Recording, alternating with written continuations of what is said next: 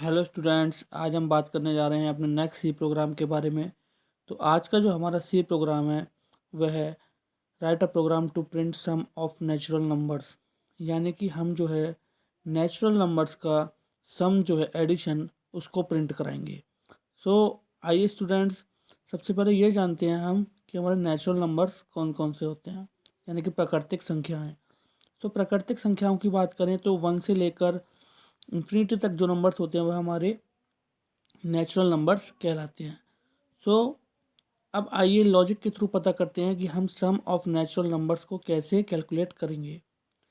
So students, आप देख रहे होंगे यहाँ पर हेडर फाइल्स लिए हैं हमने, और हेडर फाइल्स के अंदर यहाँ पर हमने मेन फंक्शन में एक इंटीजर डेटा टाइप में वेरिएबल लिया है आई, जिसकी इनिशियल वैल्यू को हमने यहाँ पर क्या रखा है 1, और एस एक वेरिएबल और लिया है इंटीजर डेटा टाइप में जिसका इनिशियल वैल्यू हमने रखी है 0। उसके बाद हमने एक एन वेरिएबल और लिया है इंटीजर डेटा टाइप में, उसकी जो वैल्यू है वह रखी है हमने 10। तो यहाँ पर हमने वाइल लूप लिया है। वाइल लूप में कंडीशन है कि i is less than equal to N. I की इनिशियल वैल्यू कितनी है 1, यानी कि, और n की वैल्यू क्या है 10, यानी कि 1 is less than equal to 10। Condition satisfied. अब हम आगे चलते हैं। आगे क्या है हमारा s plus equal to I. इस स्टेटमेंट का मतलब होता है हमारा s equal to S plus I.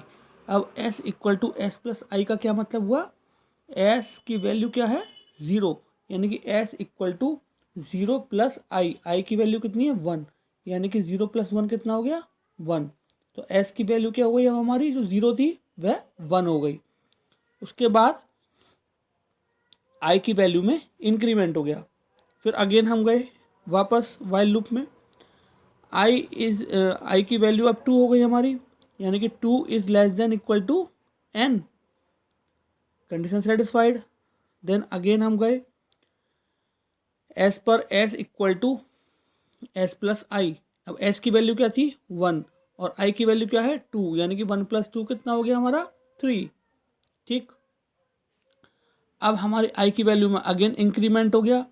Again हम वापस गए, आई की वैल्यू हमारी हो गई 2 से 3, यानी कि 3 is less than equal to 10। Condition satisfied. ठीक। अब हम गए S equal to S plus I. S की ये भी वैल्यू हमने निकाली थी 3, और आई की वैल्यू है 3, यानी कि 3 प्लस 3 कितना हो गया 6। इस तरीके से स्टूडेंट्स हम कहें तो ये हमारा कब तक चलेगा 10 तक, जब तक आई की वैल्यू 10 हो जाएगी। यानी कि इस तरीके से हमारा एडिशन चलता रहेगा। Okay. So students, I hope ये लॉजिक जो है वह आपको अच्छी तरह समझ में आया होगा। सो आज के लिए thank you very much. Have a nice day.